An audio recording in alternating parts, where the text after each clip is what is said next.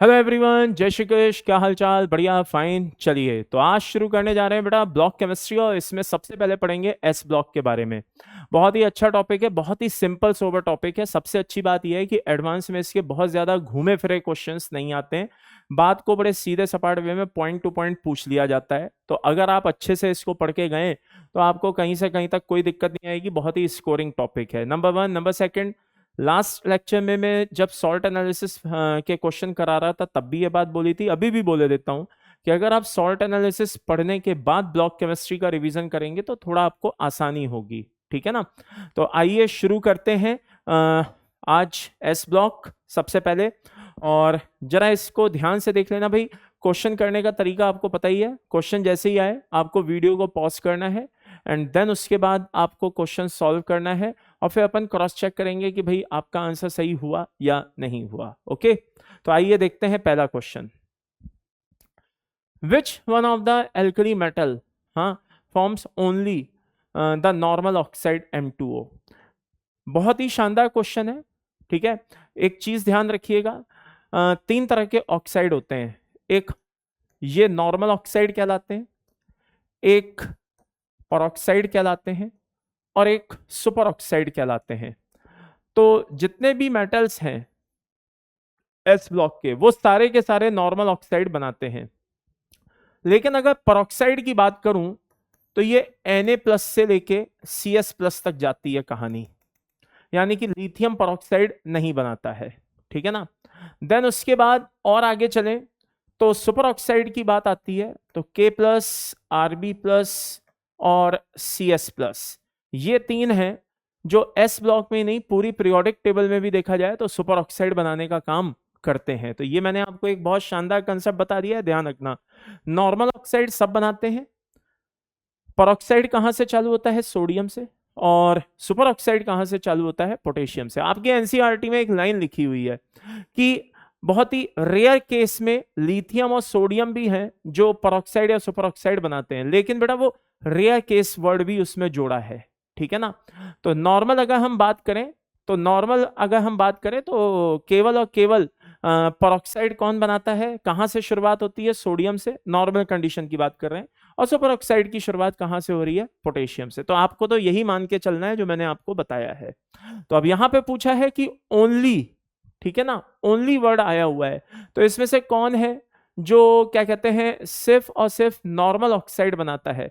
तो भाई वो लिथियम है। लिथियम है जो सिर्फ नॉर्मल ऑक्साइड बनाता है, ना परऑक्साइड बनाता है ना सुपर ऑक्साइड बनाता है। तो इसका आंसर क्या हो गया बेटा? लिथियम।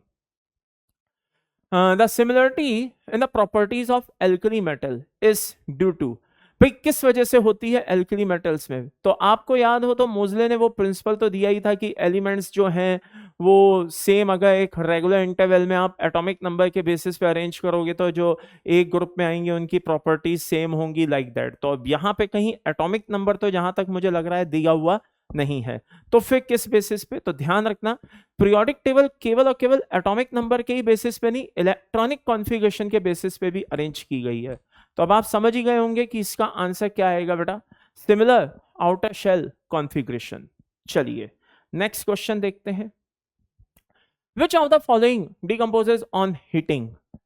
तो जरा ध्यान से देखना, फर्स्ट ए ग्रुप में ये LiOH है, NaOH है, KOH है, RbOH है, और क्या है बेटा? CSOH है। ओके, नीचे जब हम जा रहे हैं डाउन दी ग्रुप, फैजानसूल आप सबने पढ़ा हुआ है।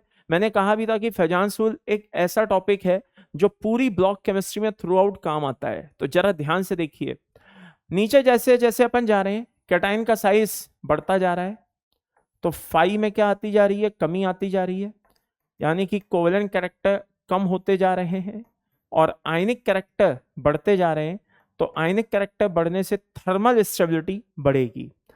तो ये जो हैं ये ऑन हीटिंग मेल्ट हो जाएंगे लेकिन कोई रिएक्शन नहीं देते। जान जाए पर वचन ना जाए, मतलब कहने का है मेल्ट हो जाएंगे लेकिन रिएक्शन नहीं देंगे।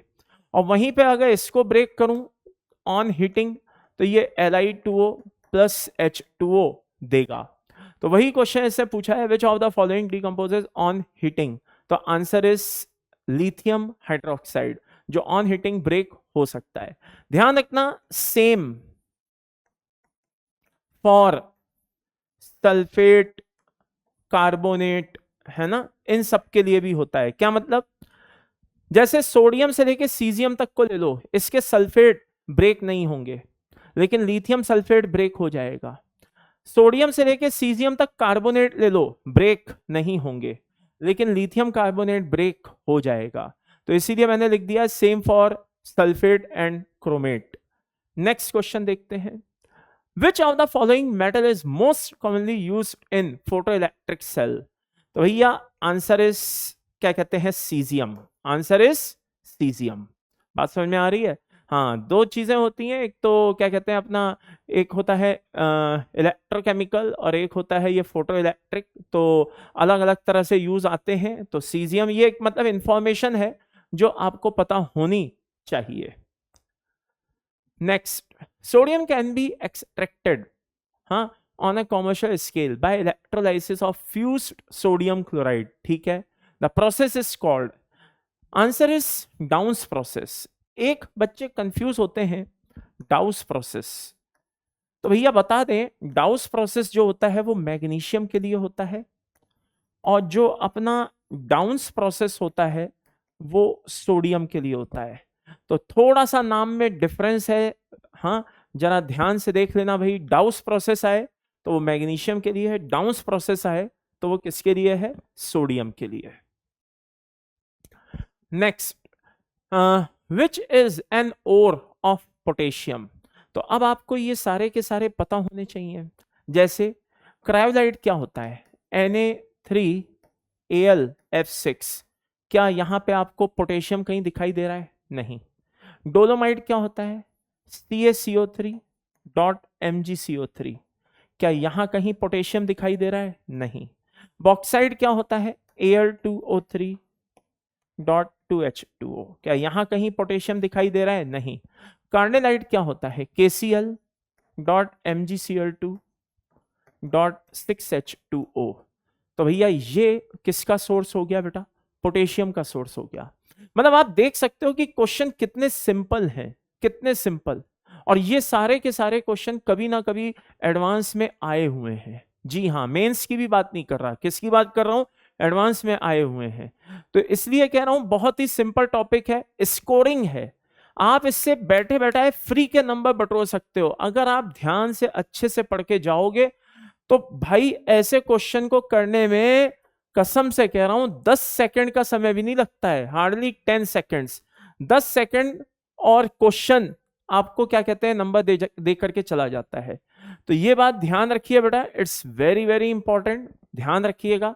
ऐसे क्वेश्चंस पूछे जाते हैं, आपको पता होने चाहिए। The density of lithium, sodium and potassium, हाँ, फॉलो द ऑर्डर। भाई हमको पता है D=M/V होता है, हाँ या ना? हाँ होता है, D=M/V होता है। तो यानी कि हम कह सकते हैं कि जैसे जैसे मास बढ़ रहा है वैसे वैसे डेंसिटी भी बढ़ रही है। हाँ बिल्कुल कह सकते हैं। तो लिथियम से अगर हम कहाँ चलें बेटा? सीजियम की ओर चलें, तो मास इंक्रीज हो रहा है, हाँ इंक्रीज हो रहा है, तो डेंसिटी भी क्या होनी चाहिए? इंक्रीज होनी चाहिए, हाँ होनी चाहिए। लेकिन हो क्या रहा है जरा ध्यान से देखना, लिथियम से ज्यादा कायदे से किसकी होनी चाहिए? सोडियम की डेंसिटी होनी चाहिए, बात तो सही है, लेकिन किसकी होती है? पोटेशियम की। और देन किसकी होती है बेटा? सोडियम की। रीजन क्या है जरा ध्यान से अच्छे से सुनना। जब हम सोडियम से पोटेशियम की ओर जाते हैं तो अचानक कुछ वैलेंस शेल अपीयर होते हैं। कैसे मतलब? फॉर एग्जांपल पोटेशियम का इलेक्ट्रॉनिक कॉन्फ़िगरेशन बनाइए, 1s 2s 2p 3s 3p 3d कैसा है? 0 और 4s 1।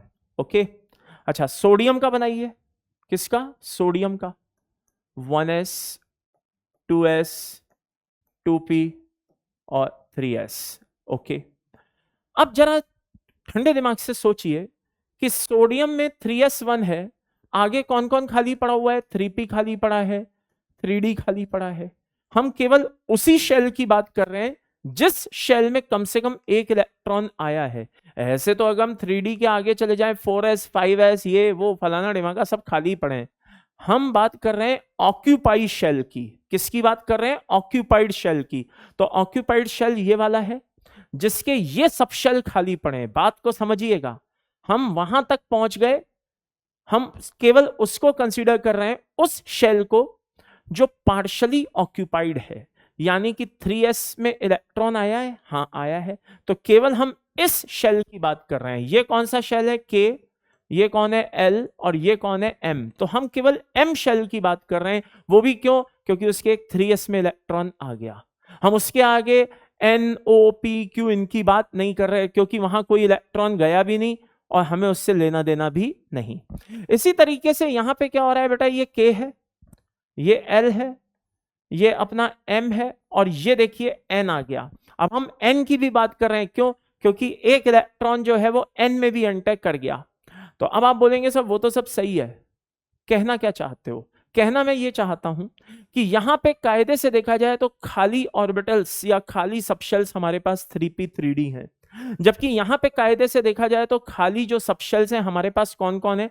एक तो 3d है, दूसरा 4p 4d 4f सब खाली पड़े हुए हैं। तो कहने का मतलब यह है कि सोडियम से जब हम पोटेशियम पे जाते हैं तो ऑल ऑफ सडन वॉल्यूम तेजी से बढ़ जाता है, और वॉल्यूम अगर तेजी से बढ़ जाता है तो डेंसिटी तेजी से कम हो जाती है। तो सोडियम से पोटेशियम एक्चुअल में डेंसिटी बढ़नी चाहिए थी मास के साथ, लेकिन वॉल्यूम ज्यादा डोमिनेंट होने की वजह से ये एक एक्सेप्शनल केस है। फिर इसके बाद तो वही नॉर्मल ट्रेंड जो चालू हो जाता है वही है। तो by the end summary is this, आइए जरा ये ऑर्डर ढूंढे लेते हैं। तो सबसे आगे कौन होना चाहिए? Sodium potassium lithium. तो आंसर इज इसका क्या होना चाहिए बेटा? सी ऑप्शन होना चाहिए। तो कोई आपसे पूछे भाई ऐसा क्यों हुआ, बोल देना सोडियम से पोटेशियम माना कि मॉलिक्यूलर वेट एटॉमिक वेट बढ़ रहा है, लेकिन वॉल्यूम ज्यादा तेजी से बढ़ रहा है, और जब वॉल्यूम तेजी से बढ़ता है तो डेंसिटी में तेजी से कमी आती है। दैट्स व्हाई सोडियम आगे है, देन पोटेशियम है, और देन लिथियम है। ये बात समझ में आ गई? Which of the following elements combines directly with nitrogen to form its nitride?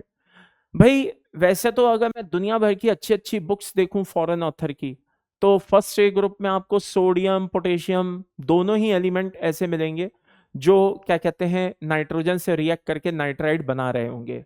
लेकिन अगर मैं सिर्फ आपकी एनसीईआरटी की बात करूं तो केवल और केवल आपकी बोर्ड बुक के अकॉर्डिंग अगर मैं बात करूं तो लिथियम और नाइट्रोजन ही है, केवल लिथियम ही है फर्स्ट ए ग्रुप में जो नाइट्रोजन से डायरेक्ट आराम से रिएक्ट करता है और लिथियम नाइट्राइड बनाता है Li3n। ओके, तो याद रखिएगा आंसर क्या हो जाएगा इस हिसाब से A. Which of the following element है ना combines directly with nitrogen to form its nitride? तो वो केवल और केवल कौन है? आपकी एनसीईआरटी। एनसीईआरटी में साफ लिखा हुआ है ओनली पॉसिबल, साफ लिखा हुआ है। बात समझ में आ रही है? हाँ, केवल और केवल यही पॉसिबल है, जो लिथियम ही है जो नाइट्रोजन से रिएक्ट करके लिथियम नाइट्राइड बनाता है, बाकी कोई रिएक्शन नहीं देते, या यूं कहिए बाकी नेचर में एग्जिस्ट नहीं करते। नेक्स्ट क्वेश्चन क्या है? विच of the following alkali metal, ठीक है ना, carbonates decomposes easily by heat? अब भाई अगर इस तरह के क्वेश्चन आप सॉल्व करना चाहते हो तो आपको फेजांस रूल की प्रॉपर नॉलेज होनी चाहिए। थोड़ी देर पहले मैंने बताया था same for sulphate and carbonate. अब इस क्वेश्चन को जिस बच्चे ने अच्छे से समझा होगा तो उसके लिए तो भाई ये क्वेश्चन फिर क्या है? हलवा है। बड़े आराम से इस क्वेश्चन को फोड़ ही देगा, फिर तो मतलब कहीं से कहीं तक कोई समस्या होगी ही नहीं। तो भाई सीधी सी बात है, लिथियम कार्बोनेट ब्रेक होगा Li2O प्लस क्या कहते हैं CO2, ओके, और बाकी जो है ऑन हीटिंग मेल्ट हो जाएंगे लेकिन रिएक्शन नहीं देंगे। Answer is no reaction. Okay, तो ये कह रहा है भाई कौन है जो आसानी से हीट हो जाता है? रीजन सॉरी दिस, और रीजन आपको पता ही है, ऊपर से नीचे जाने पे क्या हो रहा है? डाउन द ग्रुप कैटाइंस का साइज बढ़ रहा है जिससे फाई क्या कहते हैं कम हो रहा है, और क्योंकि फाई बराबर सबको पता है C/R होता है, और फाई कम हो रहा है यानी कि कोवेलेंट कैरेक्टर कम हो रहा है। कोवेलेंट कैरेक्टर कम हो रहा है तो क्या कहते हैं आपका ये आयनिक कैरेक्टर बढ़ रहा होगा, और आयनिक कैरेक्टर बढ़ रहा होगा तो थर्मल स्टेबिलिटी भी क्या हो रही होगी बेटा, बढ़ रही होगी। Next, among the alkali metal the strongest reducing agent is, देखिए वैसे तो नीचे जाने पे रिड्यूसिंग नेचर इंक्रीज हो रही होती है, बात समझ में आ रही है। आप इसको ऐसे समझिए कि डाउन द ग्रुप कैटायन का साइज क्या हो रहा है, बढ़ रहा है, तो इलेक्ट्रो पॉजिटिव कैरेक्टर भी क्या हो रहे हैं, इंक्रीज हो रहे हैं, यानी कि आसानी से इलेक्ट्रॉन देने की टेंडेंसी बढ़ रही है। अब इलेक्ट्रो पॉजिटिव कैरेक्टर बढ़ रहे हैं तो मतलब आप कह सकते हो कि मेटल जो है बड़ी आसानी से अपना एक इलेक्ट्रॉन लूज कर रहा है। तो इस प्रोसेस को हम बोलते हैं एक तरह से क्या बोलते हैं, ऑक्सीडेशन। और जो ये शो करेगा वो कौन होगा, रिड्यूसिंग एजेंट। ओके, तो इस हिसाब से तो भाई सबसे अच्छा जो स्ट्रॉन्गेस्ट रिड्यूसिंग एजेंट है इन सब में कायदे से देखा जाए तो रूबिडियम होना चाहिए था, अगर सीजियम होता तो फिर सीजियम होना चाहिए था, लेकिन एक्सेप्शनली कौन सबसे ज्यादा होता है, लिथियम, Li+। ये बात समझ में आ गई, वही हाइड्रेशन एनर्जी वाला एक केस है, अगर आप लोगों ने वही फैजान सूल में इस चीज को हम बताते भी हैं। एनीवेज, तो भाई exceptionally lithium best reducing agent की कैटेगरी में आता है। नेक्स्ट, पोटेशियम गिव्स कैसा कलर देता है भाई, आप लोगों ने अगर देखा हो तो हम लोग फ्लेम टेस्ट पढ़ते हैं, जब एस ब्लॉक पढ़ाते हैं तब भी बताते हैं, जब सॉल्ट एनालिसिस पढ़ाते हैं तब भी बताते हैं। तो हर एक मेटल कोई ना कोई कलर देता है। अगर सेकेंडरी ग्रुप में बात करें तो बेरिलियम मैग्नीशियम कोई कलर नहीं देते, रीजन कि भाई उनका साइज छोटा है, नंबर 1।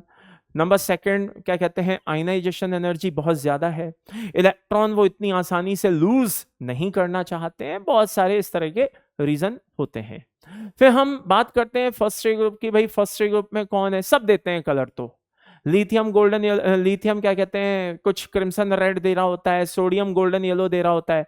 बात आती है पोटेशियम क्या दे रहा होता है, पोटेशियम दे रहा होता है बेटा पेल वॉयलेट, जिसको आप लिलैक नाम से भी जानते हैं, ठीक है ना। तो ये कलर आपको पता होने चाहिए कि कौन कैसा कलर देता है, ये आपको फ्लेम टेस्ट में हमने पढ़ाया है बेटा, सॉल्ट एनालिसिस में अपने पढ़ा है, वहां आप देख सकते हैं। जब एस ब्लॉक में पढ़ा रहा होता हूं तो वहां पे भी दोबारा से लिखवाता हूं कि भाई लिख लो ये कलर देता है, तो कलर आप याद करके जाइएगा। ओके, बहुत इंपॉर्टेंट है, कलर याद करने की फालतू की कोई ट्रिक ना करें, जहां पे जो कलर आया है उसको वहीं पे याद रख करके छोड़ दें। अननेसेसरी इसकी ट्रिक बना करके अगर आप याद करने की कोशिश करेंगे तो सिर्फ टाइम बर्बाद होगा, हाथ कुछ नहीं आएगा, ये बात ध्यान रखिएगा।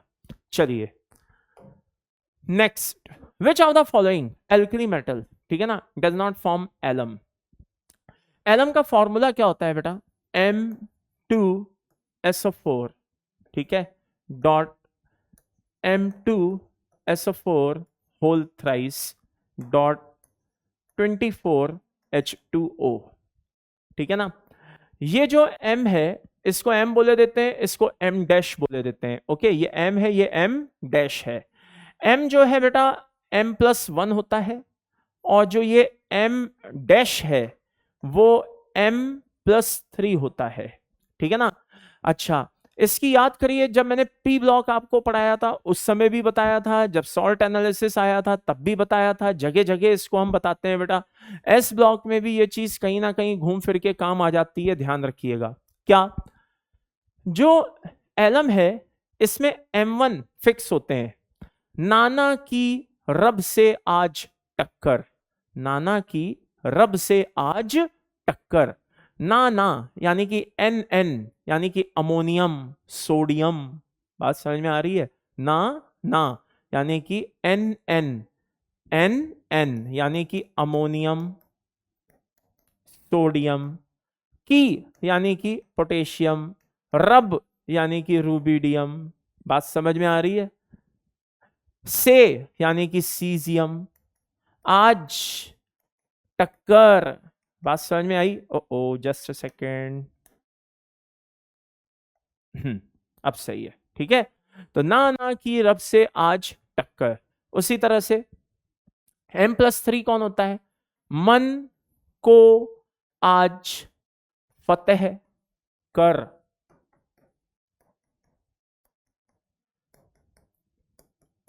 तो +1 कौन होते हैं और +3 कौन होते हैं, अब आपको समझ में आ गया होगा। नाना की रब से आज टक्कर, ये सब तो +1 होते हैं, और मन को आज फतेह कर, ये सब +3 होते हैं। यानी कि ये मेटल्स हैं जो एलम बनाने में इन्वॉल्व होते हैं। अब लिथियम क्यों नहीं होता है भाई, देवे बता दूं कि कौन नहीं बनाता, लिथियम एलम नहीं बनाता। क्यों नहीं बनाता भाई, लिथियम का साइज छोटा है और कोऑर्डिनेशन नंबर की जो रिक्वायरमेंट है वो कितनी है, 6, और ये कितनी शो करता है, 4। कैसे भाई, 2 मेटल इधर है, 2 इधर है, यानी कि 4 मेटल है, हाँ है। उधर वाटर कितने हैं, 24, हाँ है, यानी कि एक के हिस्से में 6। यानी कि कोऑर्डिनेशन नंबर 6 हमें मेंटेन करना है, जबकि लिथियम तो मैक्सिमम 4 कोऑर्डिनेशन शो करता है, और साइज भी कैसा होता है, छोटा होता है, वो इतने वाटर मॉलिक्यूल को होल्ड नहीं कर सकता। तो लिथियम एलम बनाना पसंद नहीं करता। Magnesium uranyl test is used for, किसके लिए यूज होता है साहब? अगर कैटाइन की बात करूं तो आप कह सकते हैं कि यह सोडियम के लिए होता है, ओके। और एनायन में बात करूं तो बेटा एनायन में भी यह यूज होता है फॉस्फेट के लिए, ठीक है। खैर, तो यहां पे जो हमें दिया हुआ है उसके अकॉर्डिंग मैंने इसका आंसर दे दिया है आपको कि भाई किसके लिए यूज होता है, ये सोडियम के लिए यूज होता है। आई रिपीट, किसके लिए यूज होता है बेटा, सोडियम के लिए यूज होता है। नेक्स्ट क्वेश्चन देखते हैं। अब देखिए मतलब कितना जल्दी जल्दी, कितने आराम से ये क्वेश्चन सॉल्व होते चले जा रहे हैं। इतनी देर में हम करीब करीब 16-17 क्वेश्चंस पे आ चुके हैं अभी तक, ओके। और मात्र कितना सा टाइम हुआ है भाई, हार्डली 20-21 मिनट हुए हैं। तो इसीलिए कह रहा हूं कि बहुत ही, अगर स्कोरिंग सब्जेक्ट है, स्कोरिंग टॉपिक है ये, और अगर आप इसको अच्छे से पढ़ के जाएंगे तो इसी तरह के वहां पे आपको क्वेश्चंस देखने को मिलेंगे, और नो डाउट इन इट, बड़े आराम से आप इनको क्रैक करके आ सकते हैं, नंबर बटोर के ला सकते हैं, ठीक है ना। When dry ammonia gas is passed over heated sodium, ठीक है ना, out of contact of air, यानी कि एयर की एब्सेंस में, तो the product formed is, product क्या बनेगा? तो भाई एक बात बता दें, अगर लिथियम होता, कौन होता, लिथियम, तो वो अमोनिया गैस के साथ क्या बनाता, Li2NH बनाता, यानी कि इसको बोलते हैं लिथियम इमाइड। NH2 माइनस क्या होता है बेटा, NH2 माइनस क्या होता है, IMIDE, इमाइड होता है। लेकिन वहीं पे लिथियम को छोड़ दो तो बाकी सब, sodium, potassium, rubidium, caesium, whatever जो भी होते हैं, ये सब अमोनिया के साथ, गैस के साथ क्या बनाते हैं बेटा, एमाइड बनाते हैं। क्या बनाते हैं, एमाइड, सोडियम एमाइड, ये होता है NH2 माइनस, और इसको बोलते हैं बेटा एमाइड, ओके। तो यहां पे एक बच्चों को कंफ्यूजन होता है, क्या सर, हमें तो पढ़ाया गया था कि ये अमोनिनेटेड मेटल, अमोनिनेटेड इलेक्ट्रॉन बनाते हैं। बेटा वो लिक्विड अमोनिया होता है। पढ़ो यहाँ पे क्या लिखा है, अमोनिया गैस। तो अगर अमोनिया गैस की बात हो रही है, आई रिपीट, अगर किसकी बात हो रही है बेटा, अमोनिया गैस की बात हो रही है, तो गैस में तो एमाइड और एमाइड बनता है। एमाइड कौन बना रहा है, लिथियम, और ये क्या बना रहा है, बाकी सब क्या बना रहे हैं, एमाइड। अगर लिक्विड की बात होती तो आप बोलते अमोनिनेटेड मेटल, अमोनिनेटेड इलेक्ट्रॉन, लाइक दिस। तो आंसर हमारा क्या हो जाएगा बेटा, फाइनली ये, ठीक है। चलिए, Which of the following will liberate O2 upon hydrolysis? 2020 का आया हुआ क्वेश्चन है, बहुत ही शानदार क्वेश्चन है, जरा ध्यान से देखिएगा। PB3O4 की अगर हम बात करें बेटा, तो ये क्या होता है, मिक्स ऑक्साइड होता है, PBO और PbO2, लाइक दिस। आप देख सकते हैं बैलेंस हो रहा है। अच्छा, ये KO2 जो है ये अपना क्या है बेटा, सुपर ऑक्साइड है, और ये दोनों अपने क्या है, परऑक्साइड हैं। तो अब बात आती है कि इनमें से कौन है जो क्या कहते हैं ऑक्सीजन लिबरेट करता है। तो देखिए 3 तरह के ऑक्साइड होते हैं, अभी अभी मैंने थोड़ी देर पहले बताया था। एक होता है नॉर्मल ऑक्साइड, एक होता है परऑक्साइड, और एक होता है सुपर ऑक्साइड। ये फॉर्मूले मैंने फर्स्ट ए ग्रुप के बेसिस पे लिखे हैं। किसके बेसिस पे लिखे हैं बेटा, फर्स्ट ए। अगर मैं इसका हाइड्रोलाइसिस कराऊं तो क्या होगा, MOH बन के रह जाएगा। क्या बन के रह जाएगा, हाइड्रोक्साइड। अगर इसका हाइड्रोलाइज कराऊं तो क्या बनेगा बेटा, MOH बनेगा और हाइड्रोजन पेरोक्साइड बनेगा। लेकिन अगर मैं इसका हाइड्रोलाइसिस कराऊं तो भैया मेटल हाइड्रोक्साइड भी बनेगा, पेरोक्साइड भी बनेगा और साथ में O2 भी बनेगा, तीनों चीजें बनेंगी। तो फाइनल आंसर हम कह सकते हैं आंसर इज बॉम्बे, यानी कि बी ऑप्शन। क्या कह सकते हैं बेटा? B option. ये बात समझ में आ गई? तो by the end summary is this, जो सुपर ऑक्साइड है वो हाइड्रोलाइसिस पे क्या करता है बेटा? ऑक्सीजन प्रोवाइड कराता है। Next question, hydrogen peroxide in its reaction with KiO4 and NH2OH respectively is acting as a, ठीक है, मतलब भाई इनके रेस्पेक्ट में, KiO4 के रेस्पेक्ट में और इसके रेस्पेक्ट में क्या काम करते हैं, कैसे काम करते हैं? तो भाई सीधी सी बात है, हाइड्रोजन पेरोक्साइड जो होता है वो दोनों तरह से वर्क करता है। ऑक्सीडाइजिंग एजेंट भी हो सकता है और रिड्यूसिंग एजेंट की तरह भी काम कर सकता है। अब इतना तो आपको पता ही है कि रिड्यूसिंग के सामने ये ऑक्सीडाइजिंग का काम करेगा और ऑक्सीडाइजिंग के सामने ये रिड्यूसिंग का काम करेगा। तो KiO4 के सामने ये रिड्यूसिंग एजेंट होगा और NH2OH के सामने ये ऑक्सीडाइजिंग एजेंट होगा, यानी कि आंसर बेटा हमारा ए होगा। Okay, next, hydrolysis of 1 mole of peroxo disulphuric acid produces, ठीक है ना। आइए जरा देखते हैं, ये है sulphur, double sulphur O sulphur, और यहां पे double bond O and here is OH and here is OH। Okay, तो ये हमारा क्या हो गया बेटा? पेरोक्सो डाइसल्फ्यूरिक एसिड, यानी कि दो सल्फ्यूरिक एसिड के बीच में एक पेरोक्सी ग्रुप है। अब ये हाइड्रोलाइसिस पे क्या करता है, आइए जरा ध्यान से देखते हैं। यहां पे माइनस चार्ज है, यहां पे प्लस चार्ज है, हाँ। तो by the end summary is this, जब आप हाइड्रोलाइज करोगे तो यहाँ H प्लस आएगा और यहाँ OH माइनस आएगा, हाँ बिल्कुल आएगा। तो by the end summary is this, ये इस तरीके से ब्रेक हो जाएगा और ये इस तरह से ब्रेक हो जाएगा, हाँ हो जाएगा। तो by the end summary is this, ये बनाएगा H2SO4 और ये बनाएगा बेटा H2SO5।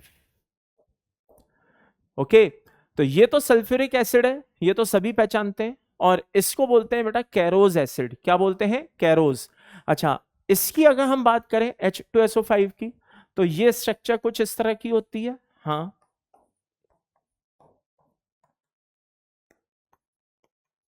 तो इसको हम आगे भी हाइड्रोलाइज करा सकते हैं, तो ये फाइनली बनाएगा हाइड्रोजन पेरोक्साइड और sulphuric acid.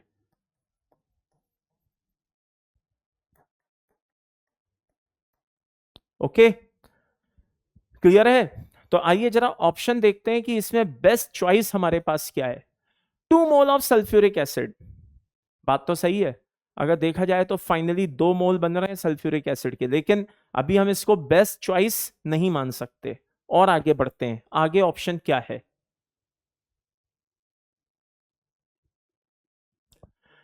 2 mole of peroxo monosulphuric acid, नहीं, 1 mole of sulphuric acid and 1 mole of peroxo monosulphuric acid, हाँ ये मान सकते हैं। 1 mole of sulphuric acid, 1 mole of peroxo monosulphuric acid and 1 mole of hydrogen peroxide, ये भी गलत है। तो by the end summary is this, अगर कायदे से देखा जाए तो भाई ये इसके 2 आंसर मेरे हिसाब से सही निकलते हैं। कितने आंसर सही निकलते हैं कायदे से देखा जाए? 2। 2 मोल ऑफ सल्फ्यूरिक एसिड भी बोल सकते हैं, ठीक है ना, लेकिन 2 मोल ऑफ सल्फ्यूरिक एसिड के साथ एक हाइड्रोजन पेरोक्साइड भी लिखना फिर जरूरी था, क्योंकि अकेले 2 मोल सल्फ्यूरिक एसिड के नहीं बन रहे हैं, साथ में क्या बन रहा है? हाइड्रोजन पेरोक्साइड भी बन रहा है, ठीक है ना। तो अगर यहां पे लिखा होता हाइड्रोजन पेरोक्साइड भी लिखा होता तो हम फिर फाइनली कहते कि यार ये भी सही है और इसको भी सही मानते, दोनों को सही मानते। लेकिन क्योंकि यहां पे उसने क्या लिखा है 2 मोल सल्फ्यूरिक एसिड और हाइड्रोजन पेरोक्साइड को डिस्कस नहीं किया क्योंकि वो भी बनता है, तो भाई ये आंसर पूरी तरह से सही नहीं है। फिर ऐसी कैटेगरी में क्या है, हमें बेस्ट चॉइस देखनी पड़ेगी और बेस्ट चॉइस हमारे पास है 1 mole of sulphuric acid and 1 mole of peroxo monosulphuric acid. हमें मतलब ये क्वेश्चन मैंने जानबूझ के 1996 का है, ये क्वेश्चन जानबूझ के मैंने इसीलिए डाला क्योंकि बच्चे कभी कभी क्या करते हैं, दो एक जैसे दिखने वाले जो ऑप्शंस होते हैं उनमें कंफ्यूज हो जाते हैं कि यार किसको सेलेक्ट करें, इसको या इसको। तो भाई हमेशा बेस्ट चॉइस देखो। आंसर ये भी हो सकता था, ये भी हो सकता है, ये तो खैर होगा ही होगा, ये भी हो सकता था, लेकिन अगर कब हो सकता था, जब इसमें हाइड्रोजन पेरोक्साइड भी साथ में लिखा होता। इसमें तो ये मीनिंग निकल रहा है कि हाँ ठीक है ये निकलता है, दैट्स ऑल। ठीक है, तो थोड़ा सा ये इस तरह के कभी कभी कंट्रोवर्शियल क्वेश्चन आ जाते हैं, तो उसमें हमें बेस्ट चॉइस लेनी पड़ती है कि इसमें बेस्ट चॉइस क्या है। तो बेस्ट चॉइस है हमारी एक ये 1 mole sulphuric acid and 1 mole peroxo monosulphuric acid. तो फाइनल ऑप्शन हमारा क्या होना चाहिए बेटा, सी ऑप्शन होना चाहिए। ओके, नेक्स्ट देखते हैं आगे।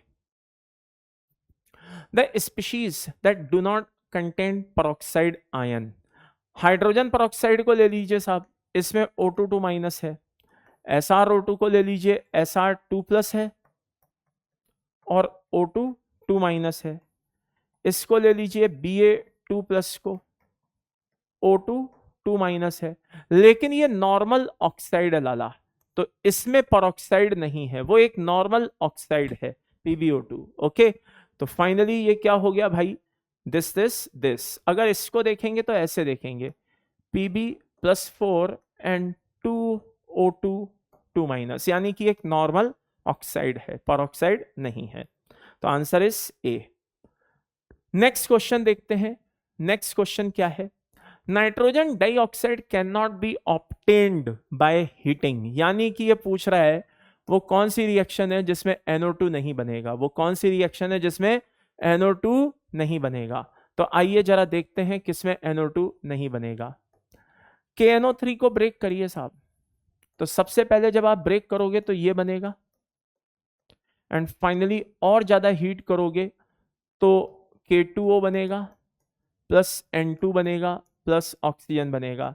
जिस बच्चे ने सॉल्ट एनालिसिस पढ़ा है, जिस बच्चे ने ब्लॉक केमिस्ट्री अच्छे से पढ़ी है, वो इन रिएक्शंस को अच्छे से जानता है। मैंने ये रिएक्शन बाकायदा सॉल्ट एनालिसिस में अच्छे से बता रखी है।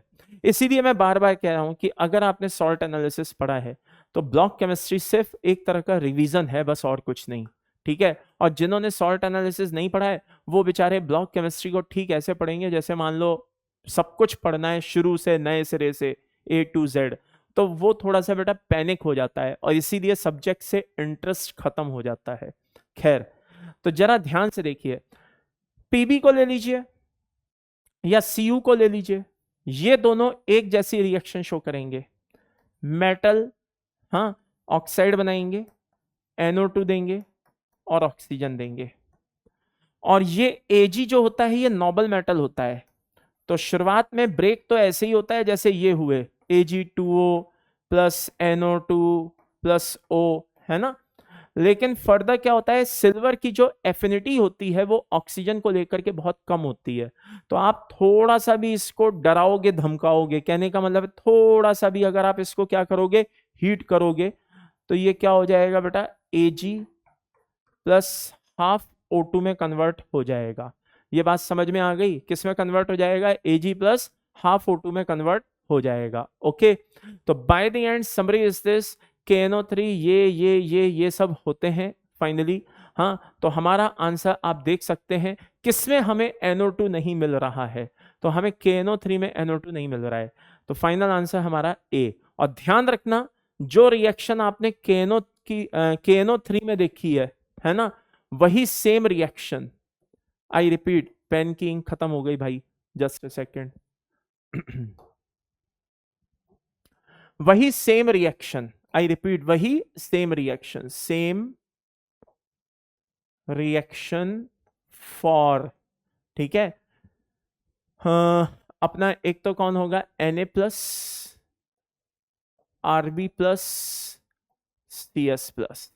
जैसी रिएक्शन किसकी है, K प्लस की, वैसी ही रिएक्शन किसकी होगी, Na प्लस Rb प्लस और CS प्लस की। सर Li प्लस की नहीं बेटा, Li प्लस की रिएक्शन ठीक ऐसी होगी जैसे कि अदर नॉर्मल मेटल नाइट्राइड की होती है, लेकिन लिथियम एक अलग तरीके से बिहेव करता है। क्यों करता है, ये सब सॉल्ट में और ब्लॉक केमिस्ट्री में मैंने पढ़ाया हुआ है, आप एक बार वहां जाकर के देख सकते हैं। खैर, bye the end summary is this, answer is a. Next question देखते हैं। The oxide that give hydrogen peroxide on treatment with dilute acid. Dilute acid के नाम पे आप यहाँ पे H2SO4 ले सकते हैं। क्या ले सकते हैं बेटा? H2SO4 भी ले सकते हैं, डाइल्यूट H2SO4। तो क्या बना, किसके साथ आपको ये रिएक्शन करानी है?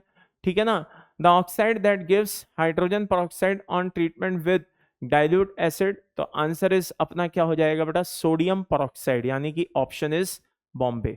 बेटा ये क्या कहते हैं, जब अपन लोग हाइड्रोजन पेरोक्साइड पढ़ रहे होते हैं, है ना, या फिर एस ब्लॉक की रिएक्शंस देख रहे होते हैं, तो उस समय ये रिएक्शन वहां पर आती है ना। एस ब्लॉक की रिएक्शन में भी दिया हुआ है, एस ब्लॉक में भी ये रिएक्शन आती है, ध्यान रखिएगा, बहुत ही इंपॉर्टेंट है। ओके, चलिए नेक्स्ट देखते हैं। हैवी वाटर, बहुत ही सिंपल है भाई, D2O को बोला जाता है। हैवी वाटर किसको बोला जाता है बेटा? D2O को बोला जाता है। ठीक है, next, solution of sodium metal in liquid ammonia is strongly reducing due to the presence of। जब आप किसी सोडियम मेटल को लिक्विड अमोनिया में डालते हो, देखो याद करो, अभी थोड़ी देर पहले मैंने गैसियस अमोनिया से आपको रिएक्शन बताई थी, और जानबूझकर कि मैं कौन सा क्वेश्चन लाया हूं, लिक्विड अमोनिया का। तो लिक्विड अमोनिया में ये बनाते हैं बेटा अमोनिनेटेड मेटल और अमोनिनेटेड इलेक्ट्रॉन, और वो जो अमोनिनेटेड इलेक्ट्रॉन होता है उसकी वजह से आप कह सकते हैं कि इसका एक कहीं ना कहीं रिड्यूसिंग नेचर भी देखने को मिलता है। नेक्स्ट क्वेश्चन, ये क्वेश्चन देखिए ध्यान से। The adsorption of hydrogen by palladium is commonly known as, किस नाम से जाना जाता है? देखिए कुछ मेटल होते हैं, जैसे आपका पैलेडियम हो गया, प्लेटिनम हो गया, ये हाइड्रोजन को क्या कर लेते हैं बेटा? एड्सॉर्ब कर लेते हैं। हाइड्रोजन के साथ इनको कोई आयनिक कोवेलेंट किसी तरह का कोई बॉन्ड नहीं बनाना, ठीक है ना, कोई केमिकल बॉन्ड नहीं बनाना। बस होता क्या है, जैसे ये पार्टिकल हैं, तो पार्टिकल के बीच में क्या होती है? ब्लैंक स्पेस होती है, वॉइड्स होते हैं, हाइड्रोजन उनमें जाकर के ट्रैप हो जाती है, और इस तरह की हाइड्रोजन को ऑक्लूडेड हाइड्रोजन कहते हैं, और प्रोसेस आप ऑक्लूजन कह सकते हैं। तो ये क्या कहलाता है बेटा? ऑक्लूजन कहलाता है। नेक्स्ट पॉइंट पे चलते हैं। Sodium when burned in excess of oxygen give sodium oxide. तो भाई ये पूछ रहा है कि ये स्टेटमेंट ट्रू है या फॉल्स है। अब आप जरा नोटिस करिए, उसने एक वर्ड यूज किया है एक्सेस। क्या वर्ड यूज किया है? एक्सेस। देखिए जब बात एक्सेस आ जाती है ना, तो सोडियम फिर ये देखता है कि मैं क्या, वो ये नहीं देखता कि मैं क्या बना रहा हूं, वो ये देखता है कि मैं क्या बना सकता हूं। तो बात समझ में आ गई होगी मैं क्या कहना चाह रहा हूं। सोडियम पेरोक्साइड तक भी बना सकता है, पेरोक्साइड सुपर ऑक्साइड भी बना सकता है। मैंने एनसीईआरटी में एक लाइन अभी आपको बोला भी था, क्या कि वैसे तो हम मानते हैं कि सोडियम पेरोक्साइड बनाता है, सुपर ऑक्साइड नहीं बनाता। एनसीईआरटी कहती है ट्रेसेबल अमाउंट में कुछ भी पॉसिबल है। खैर, तो हमें भाई दोनों को ही बातों को रखना है। लेकिन अब आपके मन में एक कंफ्यूजन आ रहा होगा। कंफ्यूजन क्या आ रहा होगा? सर मैं क्या मानूं, बनाता है नहीं बनाता है? वैसे आपको नहीं बनाता ही मानना पड़ेगा। क्या मानना पड़ेगा? नहीं बनाता है, ठीक है ना।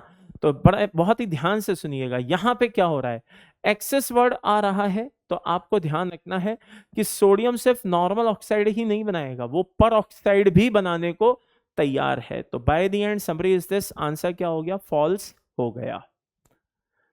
Next question, water is liquid, ठीक है, water is a liquid while H2 is a gas at ordinary temperature. Why? Reason बड़ा सीधा सा है कि H2O के पास क्या है? Hydrogen bonding, due to H bonding. Hydrogen bonding के चलते, आई रिपीट, किसके चलते बेटा? हाइड्रोजन बॉन्डिंग के चलते ये क्या कर सकता है बेटा? बहुत ज्यादा स्ट्रॉन्ग बॉन्ड अपने आपस में इंटरमॉलिक्यूलर हाइड्रोजन बॉन्डिंग बना लेता है। मॉलिक्यूल काफी पास पास रहते हैं। अब इनको तोड़ने के लिए एक तो बॉन्ड की एनर्जी तो चाहिए ही चाहिए, प्लस हाइड्रोजन बॉन्ड को भी तोड़ना पड़ेगा, तो ज्यादा एनर्जी की रिक्वायरमेंट आ जाती है। तो इसलिए हम कहते हैं कि भाई इसका कहीं ना कहीं बॉइलिंग पॉइंट भी इंक्रीज हो जाता है, प्लस हाइड्रोजन बॉन्ड होने की वजह से मॉलिक्यूल पास पास आ जाते हैं, लिक्विड में कन्वर्ट हो जाते हैं। और ज्यादा कम टेम्परेचर कर दिया जाए और मॉलिक्यूल को और पास ले आया जाए तो ये सॉलिड में बदल जाते हैं, लाइक आइस, है ना। तो ये एक नेचर होता है। तो कुल मिलाकर के हाइड्रोजन बॉन्डिंग इसके पीछे मेन लॉजिक है। नेक्स्ट क्वेश्चन देखते हैं। बात आती है मेटेलिक लक्ष्य की, तो ये क्यों पाया जाता है? तो सीधा सा जवाब है भाई, ऑसिलेशन ऑफ लूज इलेक्ट्रॉन। इनमें जो फ्री इलेक्ट्रॉन्स होते हैं मेटल्स में, उनकी वजह से इस तरह की लक्ष्य से मतलब होता है बेटा चमक, यानी कि जैसे आप मेटल को कट करोगे तो इसकी सरफेस जो होती है वो चमचमाती हुई दिखाई देती है। तो हम इसके लिए बोलते हैं क्या, रीजन देते हैं, ऑसिलेशन ऑफ इलेक्ट्रॉन। ओके, चलिए नेक्स्ट क्वेश्चन देखिए, molecular formula of global salt.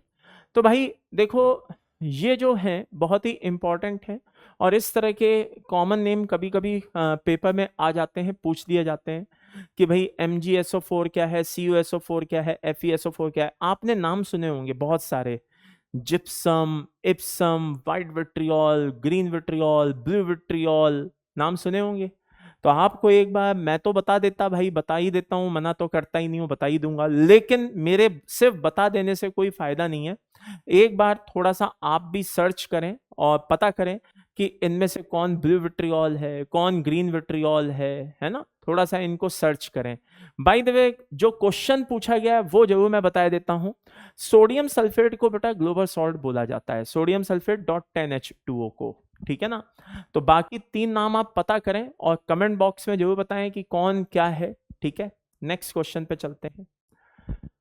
हाँ, the temporary hardness of water is due to calcium bicarbonate, है ना, can be removed by adding. किसको मिलाकर के रिमूव कराया जा सकता है? तो भाई सीधी सी बात है, हाइड्रोक्साइड को मिलाकर के, कैल्शियम हाइड्रोक्साइड को मिलाकर के क्या किया जा सकता है बेटा, इसको रिमूव कराया जा सकता है।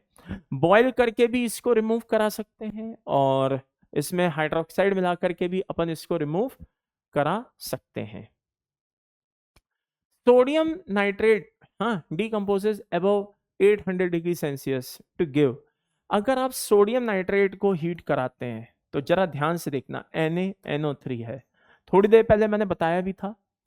तो ये क्या देगा, Na2O देगा। पोटेशियम के फॉर्म में अपन ने ये रिएक्शन पढ़ी थी।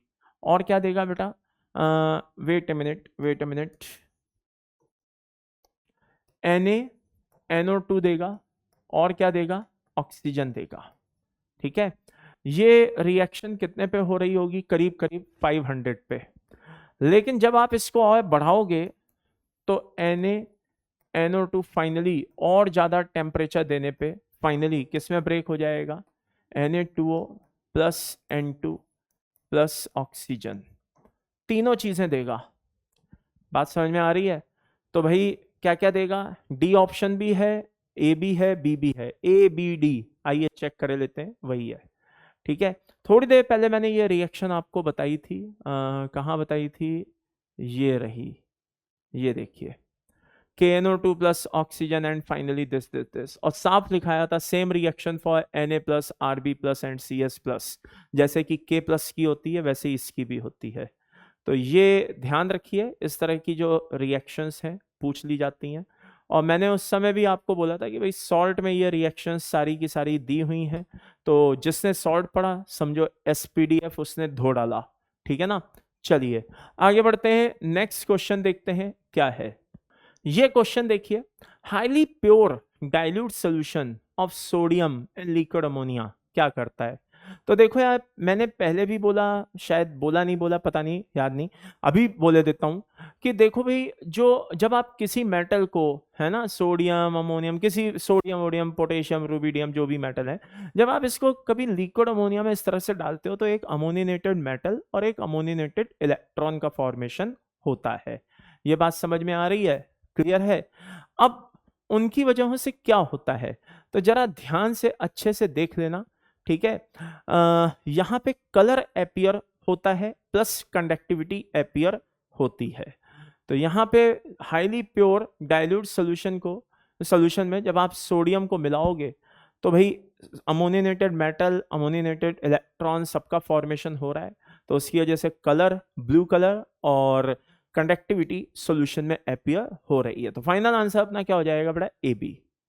Next question, when zeolite which is hydrated sodium aluminum silicate is treated with hard water, the sodium ions are exchanged with जो जियोलाइट अपना होता है तो उसमें अगर हमको बाय द वे उसको परमानेंट हार्डनेस को रिमूव करने के लिए हमें उसको यूज में लेना है तो वो किन आयंस को क्या कहते हैं रिमूव करेगा? तो कैल्शियम मैग्नीशियम आयंस को क्या करेगा बेटा? रिमूव करने का काम करेगा। Answer is C and D. Sodium sulphate is soluble in water, ठीक है, वह barium sulphate is sparingly soluble in water, reason बताइए, या यूं कहिए insoluble in water, barium sulphate insoluble in water भी बोल सकते हैं, ठीक है ना। तो रीजन बताइए इसके पीछे रीजन क्या है?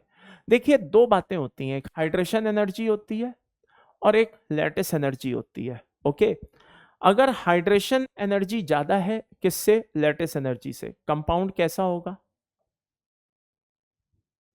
सॉल्युबल। और अगर हाइड्रेशन एनर्जी कम है लैटिस एनर्जी से तो कंपाउंड कैसा होगा? इनसॉल्युबल। कंपाउंड कैसा होगा? इनसॉल्युबल, ठीक है। तो अगर ये कह रहा है बेरियम सल्फेट सॉल्युबल है यानी कि हाइड्रेशन एनर्जी ज्यादा है, the hydration energy of sodium sulphate is more than its lattice energy, तो एक तो स्टेटमेंट क्या हो गया? A. Lattice energy of barium sulphate is more than that of hydration energy, एक स्टेटमेंट ये भी सही हो गया। कैसे भाई? वो इनसॉल्युबल है, तो वो कब पॉसिबल है? जब लैटिस एनर्जी क्या हो? ज्यादा हो हाइड्रेशन से। और lattice energy has no role, गलत। Hydration energy of sodium sulphate is less than, ये भी गलत। तो फाइनल आंसर इसका ए और बी होना चाहिए और वही है। तो ये बात हमेशा ध्यान रखिए। सॉल्युबिलिटी में फैजान सूल में अपन इसको पढ़ के आ चुके हैं। नेक्स्ट पॉइंट पे चलते हैं। NiCl एक तरह से इसमें कोवेलेंट कैरेक्टर डोमिनेंट होते हैं, हाँ, और इलेक्ट्रोनेगेटिविटी का जो डिफरेंस होता है Li और Cl के बीच में वो बहुत ही कम होता है, गलत। तो स्टेटमेंट 1 तो सही है कि कोवेलेंट होता है, लेकिन दूसरा स्टेटमेंट गलत है, वो डिफरेंस बहुत कम नहीं, अच्छा खासा होता है। तो finally answer is C, statement 1 is true, second is false. Next question देखिए, iodine react with hot NaOH solution, हाँ, the product are NaI and, देखो भाई सीधी सी बात है, नॉन मेटल जब बेस के साथ रिएक्शन करता है तो क्या होता है? तो नॉन मेटल जब बेस के साथ रिएक्शन करता है बेटा तो डिस्प्रपोर्शनेशन रिएक्शन होती है, यानी कि एक तरफ आयोडीन जो है वो बेस के साथ रिएक्ट करके अगर NaI बना रहा है तो दूसरी तरफ NaIO3 बना रहा होगा। तो ये मैकेनिज्म भी मैंने आपको बताई हुई है क्लास में, आप एक बार अच्छे से देख सकते हैं पूरा। तो ये डिस्प्रपोर्शनेशन रिएक्शन का एक तरह से एग्जांपल है। Next question, sodium salt of an unknown anion when treated with MgCl2, ठीक है ना, gives white precipitate only on boiling, the anion is, एक सोडियम सॉल्ट है अननोन एनाइन का जिसको हमने MgCl2 के साथ रिएक्ट करवाया, ठीक है ना। अब वो व्हाइट प्रेसिपिटेट दे रहा है केवल बॉइलिंग पे, तो यहां पे एक हमें हिंट मिल गया कि केवल बॉइलिंग पे। अगर सल्फेट होता तो डायरेक्ट पीपीटी मिलता, कार्बोनेट होता डायरेक्ट पीपीटी मिलता, नाइट्रेट होता तो कभी पीपीटी मिलता ही नहीं क्योंकि ऑल नाइट्रेट्स आर सॉल्युबल। बचा कौन? बाइकार्बोनेट। बाइकार्बोनेट होता है बेटा जो बॉयल करने पे, शुरुआत में कोई पीपीटी नहीं देता लेकिन बॉयल करने पर ही वो पीपीटी देता है। ओके, नेक्स्ट क्वेश्चन, यहां पे दो लिस्ट हमें दे दी गई हैं और बहुत चालाकी दिखाई दी गई है, बहुत चालाकी दिखाई दे रही है। क्या? यहां पे प्रोडक्ट दिया है, उधर रिएक्शन दी है, इधर रिएक्शन उधर प्रोडक्ट देते थोड़ा आसानी रहती। क्या किया? उल्टा किया है, यहां पे प्रोडक्ट दिया है वहां पे रिएक्शन दिया और बोले बताओ मैच कराओ। तो आइए जरा मैच कराते हैं। हाइड्रोजन पेरोक्साइड इनमें से किससे बन सकता है? आई रिपीट, तो 1 का आंसर Q हो सकता है, ठीक है ना। ये इसका एक जनरल मेथड प्रिपरेशन है। तो by the end summary is this, 1 का आंसर Q। Q किस किस में? A और D में है। आगे बढ़ते हैं, मैग्नीशियम हाइड्रोक्साइड कहां बन सकता है? R, आयन एक्सचेंज करा दो, ठीक है। R इधर भी है इधर नहीं है, तो आंसर हमारा वैसे तो डी ऑप्शन आ गया, ठीक है ना। आइए और भी देखे देते हैं। BaCl2 3 का क्या बता रहा है? S। भाई सीधी सी बात है, यहां पे क्या होगा, हाइड्रोजन परऑक्साइड निकल जाएगा इधर भी, ठीक है, और अपना BaCl2 बन करके तैयार हो जाएगा। अब कुछ बच्चे बोलेंगे कि सर आपने फिर 1 का सिर्फ Q ही क्यों बताया, ये क्यों नहीं बताया? बेटा जो जनरल मेथड प्रिपरेशन, जो मेन प्रिपरेशन है हाइड्रोजन परऑक्साइड की, वो Q है। आगे बढ़ते हैं।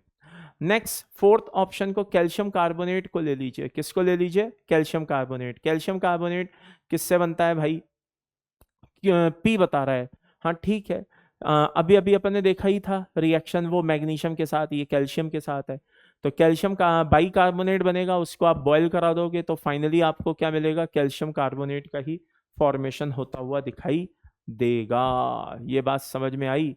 सो फाइनल आंसर इज दिस। क्या? D option is correct. यहां पे क्या है? Element A burns in nitrogen to give an ionic compound, ठीक है ना? B, ठीक है साहब। अच्छा, compound B react with water to give C and D, अच्छा चलो वो भी मान लिया। फिर क्या है? A solution of C becomes milky on bubbling carbon dioxide, अच्छा, और आइडेंटिफाई ABCD। तो पूरे क्वेश्चन में मुझे क्या हुआ बेटा? यहां से एक हिंट मिल गया कि ये किस मेटल की बात कर रहा है। तो हमने कैल्शियम लिया, ठीक है, जो एलिमेंट A है वो कौन है बेटा? हमारा कैल्शियम है। और हमने इसकी नाइट्रोजन से रिएक्शन करा दी, तो क्या बन गया? Ca3N2 का फॉर्मेशन हो गया कैल्शियम नाइट्राइड का। तो ये कंपाउंड कौन हो गया बेटा? ठीक है, B। अब कैल्शियम नाइट्राइड जो है हमारे पास, इसको हमने हाइड्रोलाइज कराया तो हमें मिला कैल्शियम हाइड्रोक्साइड, और क्या मिला बेटा हमको? अमोनिया। तो इसमें से एक को क्या मान लो? C, और एक को क्या मान लो? D। तो इसको C माने लेते हैं और इसको D। अब ये कह रहा है कि जो C ऑप्शन है हमारा, यानी कि कैल्शियम हाइड्रोक्साइड, जब आप इसमें लंबे समय तक CO2 पास कराओगे तो मिल्की और बबल्स, मतलब वो कार्बन डाइऑक्साइड गैस पास कराओगे तो मिल्की सॉल्यूशन, वही व्हाइट कलर टर्बिडिटी अपीयर होगी कैल्शियम, ठीक है ना, कार्बोनेट की। किसकी? कैल्शियम कार्बोनेट की। ओके, कैल्शियम कार्बोनेट की एक मिल्की कलर अपीयर होगा। और लंबे समय तक अगर CO2 पास कराते रहोगे, बहुत ही समय तक, तो ये CO2 भी क्या हो जाएगा? ये कार्बोनेट भी क्या हो जाएगा? गायब हो जाएगा, और वहां पर कैल्शियम बाई कार्बोनेट आ जाएगा, वो मिल्की कलर जो था वो गायब हो जाएगा। तो इस तरह से यहाँ पे हम देख सकते हैं कि ABCD हमारे कौन कौन हैं, ठीक है। तो ये तो फिनिश हो गए हमारे क्वेश्चंस।